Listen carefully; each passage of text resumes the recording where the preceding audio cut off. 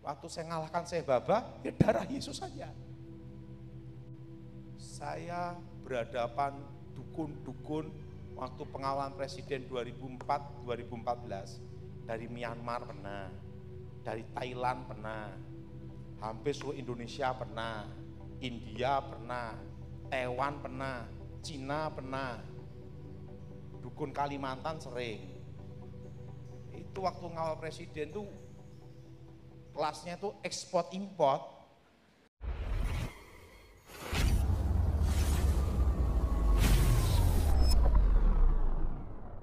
Darah Yesus. Sahabat khotbah populer, tahukah sahabat bahwa doa dengan darah Yesus mengandung kuasa? Banyak para dukun dari berbagai daerah, bahkan negara-negara, pernah berhadapan dengan hambanya Evangelis Daud Tony dan takluk dengan doa darah Yesus. Seperti apa cerita lengkapnya? Mari kita dengarkan. Semoga memberkati. Shalom. Hari ini kita bahas tentang darah Yesus. Apa saudara? Mari kita buka dalam kitab Wahyu pasal 12, ayat 11 sampai dengan 12. Saudara yang genap, saya yang ganjil. Dan mereka mengalahkan dia oleh darah anak domba dan oleh perkataan kesaksian mereka, karena mereka tidak mengasihi nyawa mereka sampai ke dalam maut.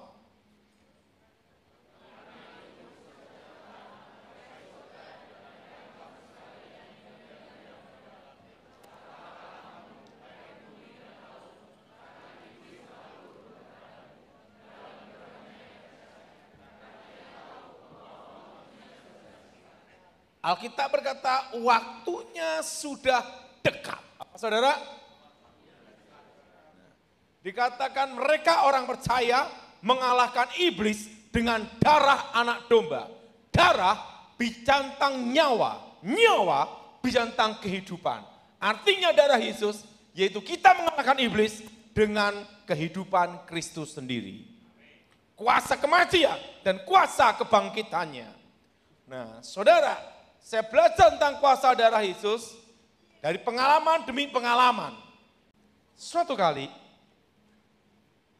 saya pernah melayani. Maka saya katakan, pekerjaan Tuhan itu tidak bisa diselami dari awal sampai akhir. Indah, rencana Tuhan itu indah pada waktunya. Nah, zaman dulu ada artis namanya Rahmat Kartolo. Yang tahu artis Rahmat Kartolo, angkat tangan coba. Tinggi-tinggi. Itu pasti usia di atas 50 semua. Itu era zaman dulu. Rahmat Kartolo.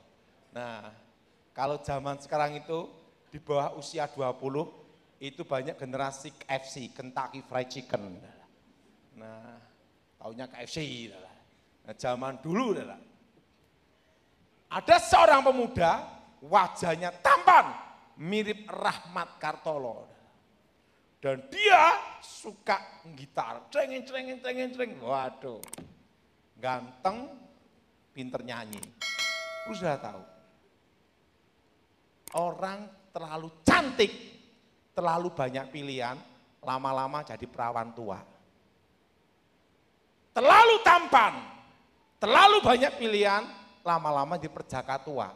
Makanya rata-rata yang cepat nikah, itu wajah yang pas-pasan. Kenapa? Menyadari tidak banyak pilihan. Itu malah cepat nikah.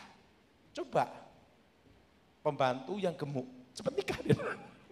Kenapa? Pasrah. Terlalu banyak pilihan. Ini, tiba-tiba umur 30. Betul? Tiba-tiba umur 40. Kan itu.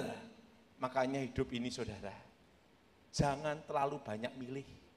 Karena banyak pilihan, bingung sendiri.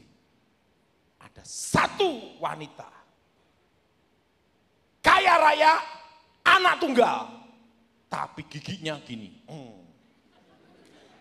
tongos, dan giginya 3, itu modelnya bukan gini, darah.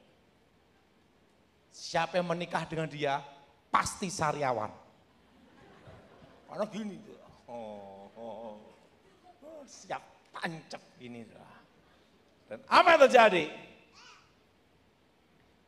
Zaman dulu, itu cabut gigi itu ada 2 jenis. 1, dokter. Dokter tidak berani mencabutnya. Kenapa? Ada sinus dan saraf mata. Bahaya, sarafnya sini. Dokter ngomong enggak bisa. Kedua, zaman dulu pakai benang, tali. Gini, kasihkan pintu. Jedol, copot, betul? Saya mau tanya, siapa yang pernah gigi dicabut pakai benang, angkat tangan. Pasti umur di atas 50. Itu modelnya itu tali, kasihkan pintu, suruh nyanyi dulu. Setelah nyanyi, tendang, copot. Dan zaman sekarang ini kan banyak diskon. Tapi sudah perhatiin, tidak ada dokter gigi yang promosi cabut 1, diskon 2. Tidak ada. Anak orang kaya, putri tunggal, gigi tongos. Makanya nikah itu jangan karena harta, nanti kecewa. Karena harta, warisan, putri tunggal, dia nikahi. 1 bulan menikah, bangkrut, disita semua. Hanya dapat giginya doang. Apa yang terjadi? Dia malu sekali. Selama menikah, dia tidak pernah ajak istrinya ke acara ulang tahun, pernikahan, atau acara keluarga. Malu. Kenapa? Lakinya ganteng, kayak Rahmat Kartolo. Wah. Istrinya sampai punya anak 3. Sampai punya anak 3. Dan apa yang terjadi? Pemuda ini terlibat jimat-jimat setan-setan. Dia punya pusaka seharga 2,5 kilo emas. Pusaka. Suatu kali saya nginjili dia. Saya diserang kuasa gelapnya. Setannya marah dalam badannya, nyerang saya. Waktu itu saya doa, darah Yesus. Apa saudara? Darah Yesus sucikan, darah Yesus bentengi. Itu awal saya pelayanan, belajar menyebut doa darah Yesus. Ada yang tanya sama saya, Pak Daud kok khotbahnya itu aja terus? Karena itu yang tak apalin. Doanya itu doang, darah Yesus. Kemana-mana hanya modal itu doang ya. Ngawal presiden pun juga doa darah Yesus itu doang, enggak doa macam-macam. Darah Yesus. Dan apa yang terjadi? Saya diusir, suruh keluar. Dapat suara di telinga saya. Temui dia. Kasih tahu, aku tahu pergumulan hidupmu. Dan ku jawab. Tunjukin semua dosanya. Saya ngomong sama bapak ini. Bapak ada pergumulan hidup ini, dan Bapak ada masalah ini. Kok tahu? Tahu enggak pergumulan hidupnya? Karena setiap hari 24 jam lihat ini. Itu beban mental. Jadi orang bertobat karena ini. Sumpek. Bertahun-tahun gini. Pagi, siang, malam. Dia terima Yesus. Waktu jimatnya dibakar, selesai, buang. Saya tanya, apa keinginan doamu? Kita doakan. Aku itu beban hidupku. Ini aja. Kadang kita pasti berpikir, manusia nanti cari dokter yang ahli, betul? Kalau tidak di Indonesia, cari di luar negeri. Kan gitu dah. Yang dokter yang jago. Tapi ingat, pekerjaan Tuhan, rencana Tuhan tidak bisa diselami dari awal sampai akhir. Suatu kali ibu ini naik sepeda ontel. Jalannya jojrok gini. Ngerem, jempalik, jatuh, giginya kena aspal. Tok! Copot tiga-tiganya. Tuhan jawab doanya lewat aspal. Artinya apa? Pekerjaan Tuhan tidak terselami, betul? Kita pikir dokter, tidak tahunya copot, itu copot rontok tiga-tiganya. Lebih sempurna daripada dokter. Lah aspal, gigi dibawa 3 gigi ini nangis. Ngomong sama suaminya, ini gigi saya hilang. Suami ngomong, terima kasih Tuhan jawabanmu. Giginya ditunjukin 3 gitu. Hilang. Dan apa yang terjadi? Baru pertama kali waktu itu, dia ngajak istrinya ke gereja bersama, setelah giginya copot. Artinya apa? Pekerjaan Tuhan, rencana Tuhan, tidak bisa kita selami dari awal sampai akhir. Amin. Dan ingat saudara, doa itu harus fokus. Apa saudara? Saudara, suatu kali saya melayani seorang nenek. Nenek ini adalah punya anak itu fanatik garis keras. Dan nenek ini punya jimat banyak, setiap malam Jumat itu baca mantra untuk jimat-jimatnya ini, saudara. Dan apa yang terjadi?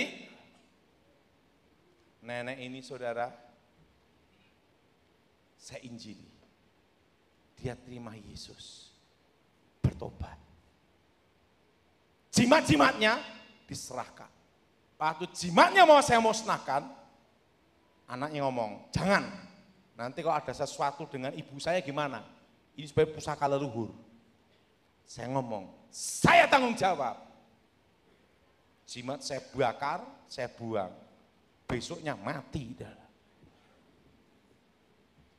Mati suri, badannya anget, napasnya berhenti. Anaknya ngamuk. Saya takut juga, gimana ini cara nghidupinya gitu lah. Betul? Udah mati gimana ngidupin ini, betul lah? Saya takutnya kenapa? Bukan takut dipukul, takut urusan polisi.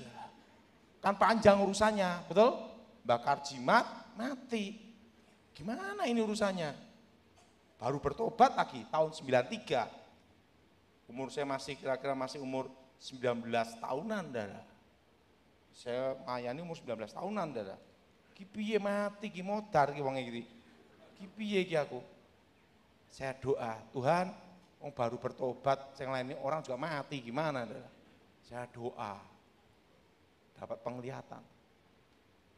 Roh nenek ini dibawa laki-laki tinggi besar. Laki-laki tinggi besar, matanya merah. Lah saya bingung, gimana ngalahkan rohnya ini? Saya ingat pendeta yang ngomong, doa darah Yesus. Caranya gimana? Atur aja, gitu dah. Saya langsung doa, darah Yesus, hancurkan kuasa jahat. Darah Yesus, hancurkan mantra.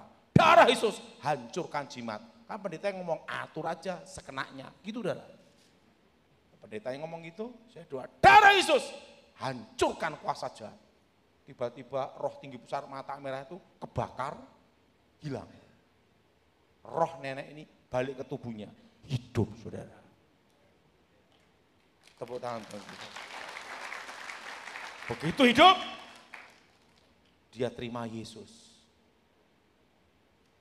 Minta dibaptis, hari itu juga. Waduh, enggak ada kolam baptis.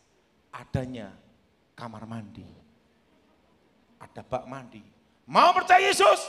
Makanya baptis itu jangan didebatin. Entah percik, entah ditenggelamkan, entah lewat mana terserahlah. Penting imanmu yang menyelamatkan.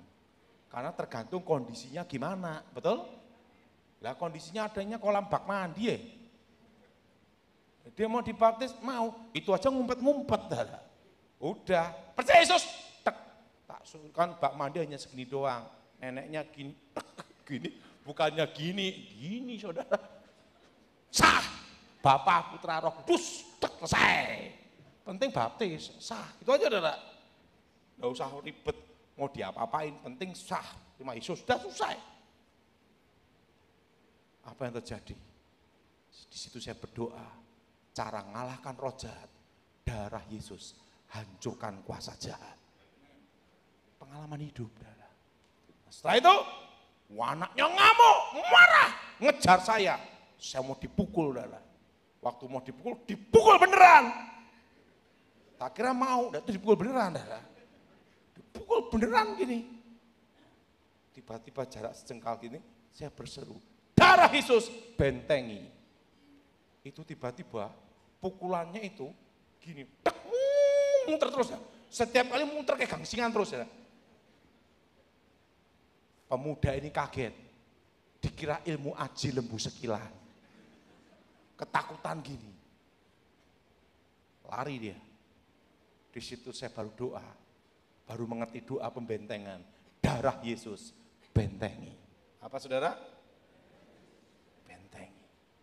Di situ saya belajar tentang kuasa darah Yesus. Darah Yesus bentengi. Dan nenek ini saudara, dia dilarang ke gereja, tidak boleh ke gereja. Tapi setiap dari dia berdoa, Gusti Yesus selamatkan jiwa rogo kulo. Setiap hari, setelah dibaptis itu. Makanya saya itu paling gak suka berdebat. Ada orang berdebat, mana buktinya pernah ke surga? Gampang membuktiin, ke surga dulu kalau balik, betul. Ada juga kan di YouTube, pendeta ini ngomong ke neraka, mana buktinya ke neraka? Mudah, kamu ke neraka dulu, kalau balik. Begitu aja, enggak usah ribut, betul lah. Nah, apa yang terjadi? Nenek ini saudara, umur 80 tahun ke atas, masih naik bis, pakai ini tangannya gini nih, matanya tetap baik, tidak labur, sehat. Di atas umur 80, dia kemana-mana mengunjungi anak cucunya. Kenapa? Dia percaya Yesus. Suatu kali, dia waktu dandan pakai benges gini. Dipanggil Tuhan, pas benges gini. Tersenyum gini. Jadi meninggal itu pas pakai lipstik. Dipanggil Tuhan. Tanpa sakit. Tanpa ungkit-ungkit gitu. Di surga, Firdaus. Ingat saudara, keselamatan itu anugerah. Amin. Di situ saya belajar, darah Yesus bentengi. Apa saudara? Nah, dan di situ saya belajar, darah Yesus hancurkan kuasa jahat. Kenapa? Pengalaman waktu berdoa itu. Kenapa?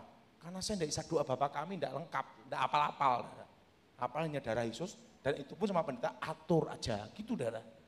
Nah, suatu kali saya belajar darah Yesus menyembuhkan. Ada anak sekolah Alkitab, itu homo. Itu nular. Gara-garanya apa? Waktu itu dia laki-laki normal, belajar ke dukun, dukunnya homo. Disuruh berendam di dalam sungai. Waktu berendam, lepas baju semua, disikat dari belakang. Jadilah bengkong gini. Begitu disikat belakang langsung, mau kemana mas? Gitu dah. Makanya saya beritahu, homo itu nular. Jadi gini dah. Nah, dan terkena sakit. Dia masuk soal kitab kena sakit, kanker darah, merambat ke kanker otak, merambat kanker paru-paru, menuju ginjal. Ibaratnya apa? Onderdil turun, betul enggak? Pasti mati punya.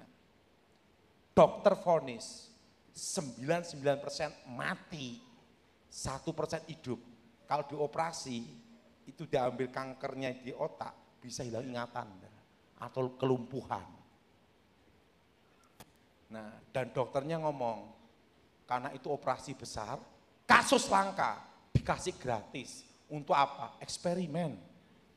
Karena kasus langka. Orang tuanya minta saya untuk doa. Waktu orang tuanya memberitahu saya, gimana Mas, kenapa? Disiapin, suruh nyiapin peti mati ya? Hah? Artinya pasti mati punya, ini program mati punya. Nah kadang kita yang doa, lihat keadaan itu down duluan, betul enggak? Tak lihat, sakitnya apa toh? Kanker otak, kanker paru-paru, kanker darah. Wah pasti modar gitu. Banyak kanker pasti matinya gitu.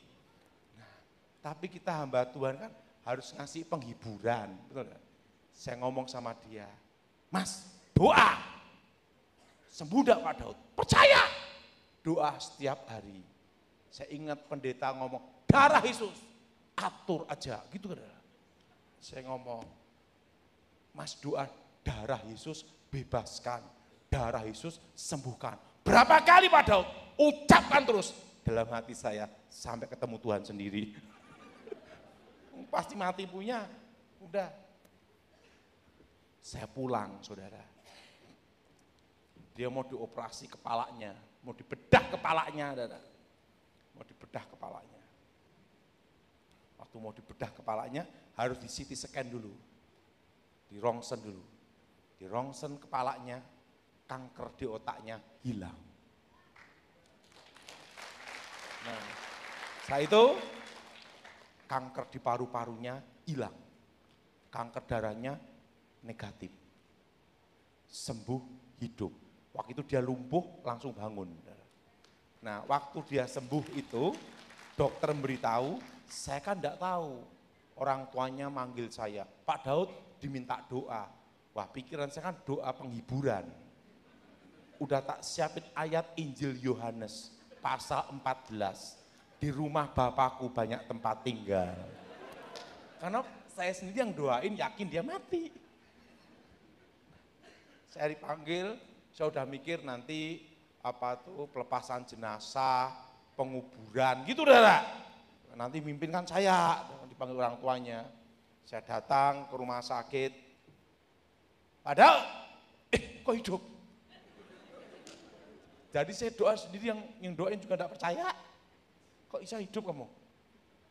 Terima kasih Pak Daud, doa Pak Daud sakti gitu. Bukan masalah sakti, aku yakin kamu mati. Kok hidup? Imanmu yang menyelamatkan. Nah dari situ saya belajar satu, darah Yesus menyembuhkan. Nah, di situ saya baru mengerti, karena pendetanya itu ngomong, atur aja gitu. Ya tak atur benar. Oh nyoba darah Yesus sembuhkan, oh berhasil. Oh darah Yesus membentengi, berhasil. Darah Yesus menghancurkan setan, tahap demi tahap. Maka ada yang protes sama saya, Pak doanya kok hanya darah Yesus. Ya gimana lagi, tak apal itu doang. Nah, satu kali, ada tanya waktu itu, nanya sama saya, Pak Daud waktu ngawal presiden doanya gimana? Ya darah Yesus saja. Waktu saya ngalahkan Sebaba, ya darah Yesus saja. Saya berhadapan dukun-dukun waktu pengawalan presiden 2004-2014, dari Myanmar pernah, dari Thailand pernah, hampir seluruh Indonesia pernah, India pernah, Taiwan pernah, Cina pernah, dukun Kalimantan sering. Itu waktu ngawal presiden tuh kelasnya tuh ekspor import, ya doanya ya satu aja, darah Yesus itu aja. Ya kenapa? Ya mau apalinya itu doang. Ingat saudara, Tuhan itu melihat apa? Hati. Amin? Amin? Apa? Doa apa darah? Darah Yesus. Nah saudara, di situ saya belajar, darah Yesus menyembuhkan. Nah jadi saudara, orang berkata apapun, saya hanya punya satu yakin, iman, darah Yesus. Jadi saudara, begitu ada kuasa gelap, serangan santet, kuasa setan, apapun saudara, imanmu Darah Yesus. Darah Yesus menyucikan, darah Yesus menyembuhkan. Kalau di Tunjungan Plaza ini, saya ada kenangan saudara. Dan tidak bisa saya lupakan. Itu kira-kira tahun 1999. Waktu itu saya diminta jadi pembicara seminar KKR. Dan itu paling bersejarah dalam hidup saya waktu masa itu. Kenapa? Karena itu KKR di gedung.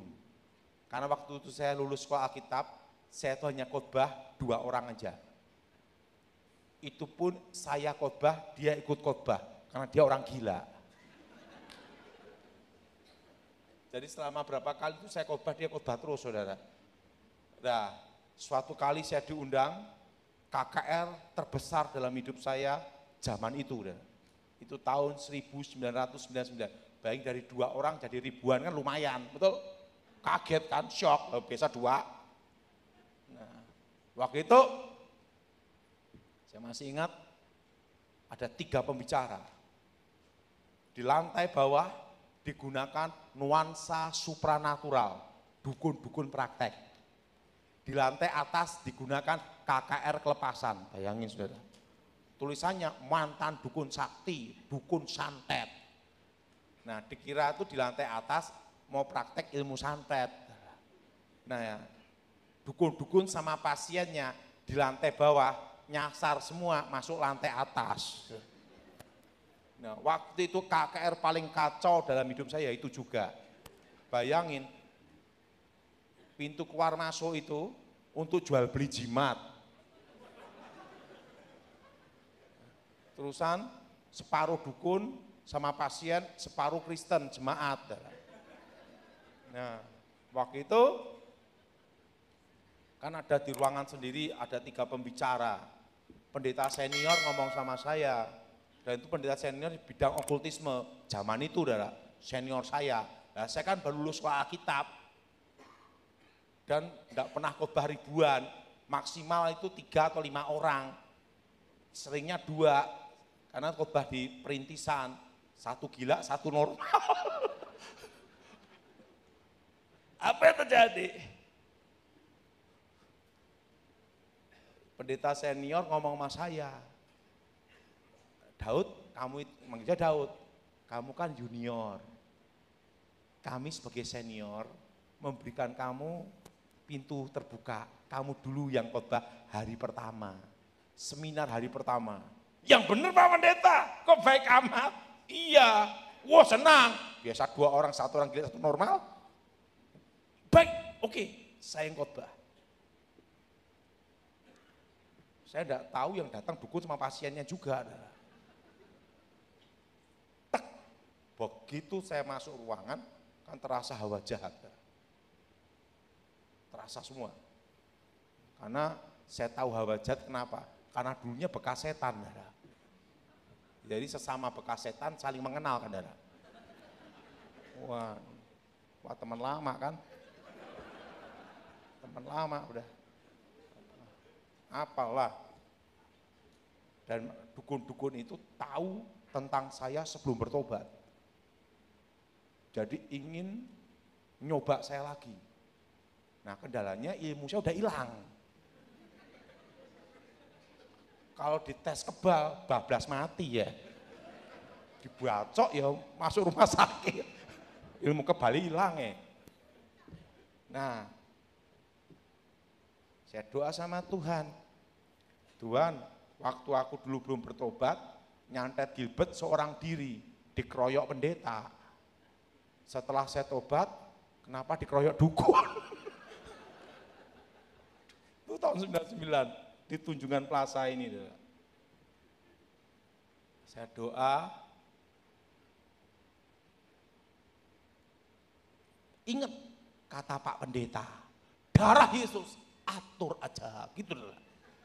Saya doa gini, darah Yesus sucikan tubuh jiwa rohku, darah Yesus bentengi. Ingat, yang penting apa? Dari iman kembali ke iman. Darah Yesus. Setelah itu,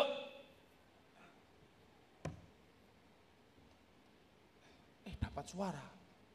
Katakan, semua yang punya ilmu gaib, keluarkan semua. Ini suara sopo ini.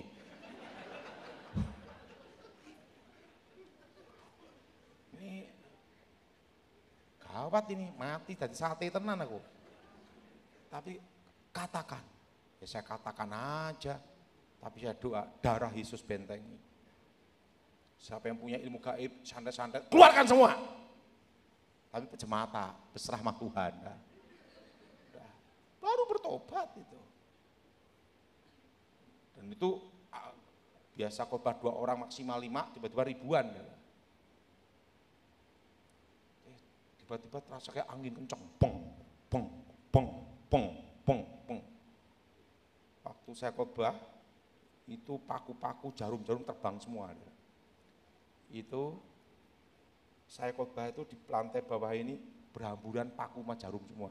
Itu tahun 1999 di Tunjungan Plaza. Setelah itu siapa yang nyerang saya kuasa gelap maju ke depan, yang bertobat 200 lebih.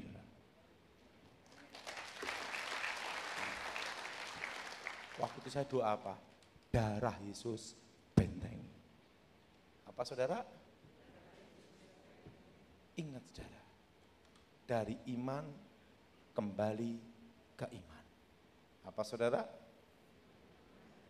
Dari iman kembali apa? Ke iman. Saya banyak belajar bahwa Tuhan itu melihat hati. Jadi enggak usah ribut ini, enggak usah ribut. Saya waktu tugas sama negara dulu, diperintah, Daud gini, siap. Penting siap dulu, urusan belakang. Diperintah apa? Tangkap teroris ini, nama ini. Beri waktu 3 bulan. Siap! Jalan. Enggak mikir gimana caranya, penting jalan aja dulu. Penting siap dulu. Udah, 3 bulan tepat, selesai. Nah, ada satu. Orang yang takut mati, itu cepat mati. Tapi yang berani mati, enggak mati-mati. Ya itu saya cerita teman saya itu. Kolonel, dia punya cita-cita, ingin gugur dalam pertempuran. Kopassus saudara, lebih baik pulang nama daripada gagal dalam tugas. Motonya dia, pasukan siluman. Apa yang terjadi? Wah, kalau pas ada adu tembak, dia maju duluan, dador-dador. Sampai pangkat kolonel pun dador-dador dia masih ya. Udah mati-mati. Tiba-tiba sakit sesek mati. Terus kita kumpul-kumpul, kawan kita satu tim yang cari peluru, enggak ketemu peluru. Ketemunya sesek, mati. Ingat, orang yang mencari kematian susah menemukan kematian. Tapi orang yang takut mati, cepat mati. Betul? Haleluya, haleluya, terpujilah nama Tuhan. Bagaimana sahabat setelah mendengar khotbah ini? Apakah sahabat percaya bahwa darah Yesus mengandung kuasa? Kalau kita gunakan saat berdoa, itu menghancurkan kekuatan iblis, menghancurkan kekuatan gaib. Apakah sahabat pernah menggunakannya? Isi pendapat di kolom komentar ya. Memang ada beberapa orang yang pernah saya dengar mengkritiki atau menanggapi doa dengan darah Yesus. Saya tidak sebutkan siapa, tapi ada. Memang penjelasan beliau masuk di akal. Katanya doa dengan darah Yesus ini kurang tepat. Karena istilah darah Yesus itu disebut dalam Alkitab dalam konteks penebusan dosa. Jadi darah Yesus sebenarnya mengandung makna penebusan bagi orang berdosa dan diselamatkan bagi mereka yang percaya. Itu. Jadi darah Yesus itu tidak bisa digunakan untuk apapun kecuali makna penebusan dosa, karya keselamatan. Seperti itu di kayu salib, darah itu tercurah untuk menebus dosa, untuk menanggung setiap kesalahan kita. orang berdosa. Sehingga saat ini kita mengalami penebusan dosa dan diselamatkan. Begitu katanya. Ya, saya kira tidak sepenuhnya salah sih, tapi tidak sepenuhnya juga benar. Ya, itu memang konteks di masa lalu di mana pernah Allah inkarnasi mengambil rupa manusia, mati di salib untuk menebus dosa, darahnya tercurah. Saya setuju dengan itu, tetapi untuk penerapannya dalam pelayanan saya pikir tidak masalah lah. Tidak perlu sekaku itu kan. Ini kan hanya doa menggunakan darah Yesus. Memang secara umum orang menggunakan dalam nama Yesus. Ya, berdoa kepada Bapa ditutup dengan dalam nama Yesus. In Jesus name, demi nama Yesus, itu yang secara umum. Tapi doa darah Yesus itu agak langka. Sehingga ada juga yang menanggapi. Dan ini kurang tepat, katanya begitu.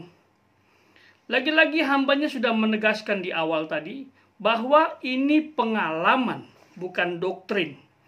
Jadi ini pengalaman hambanya Evangelis Dautoni saat berhadapan dengan orang-orang sakti, dengan para dukun, atau berhadapan dengan kuasa gelap, dengan setan, iblis. Jadi beliau menggunakan doa itu, apapun masalahnya, apapun konteksnya, beliau pasti berdoa dengan darah Yesus. Dan kuasa Tuhan terjadi, mujizat terjadi, iblis dihancurkan. Apakah itu salah? Apakah itu masalah? Faktanya Allah bekerja seperti itu. Saya pikir ya kalau hanya sekedar doa darah Yesus itu bukan kesalahan lah. Toh juga Yesus yang dipermuliakan, Yesus yang diandalkan, dan yang terpenting si pendoa tulus, bukan untuk main-main ya, tulus mendoakan orang sakit, kerasukan, dan lain sebagainya. Jadi bagi sahabat yang menggunakan doa ini juga silakan. Tuhan pasti bekerja. Yang penting kita beriman teguh. Ya, sungguh-sungguh rindu mengalami karya Tuhan. Sekalipun menggunakan nama Yesus, kalau tidak punya kerinduan dan ketulusan, saya percaya Tuhan tidak bekerja. Jadi silakan, ini pengalaman beliau, saya pikir luar biasa sekali. Dan darah Yesus itu selain untuk karya penebusan, itu juga bermakna untuk yang lain. Bukankah itu bermanfaat untuk kesehatan? Ya, bukankah itu bermanfaat untuk hal-hal yang mengerikan dan berbahaya untuk hidup kita? Sebagai benteng agar Allah menutup bungkus kita dengan kuasanya, nggak masalah saya pikir. Doalah, darah Yesus, tutup bungkus aku dengan kuasa darahmu. Biarlah pembahasan ini memberkati kita. Ini sedikit menanggapi saja supaya sedikit terang gitu ya, bahwa doa darah Yesus itu saya pikir tidak masalah. Tuhan Yesus memberkati.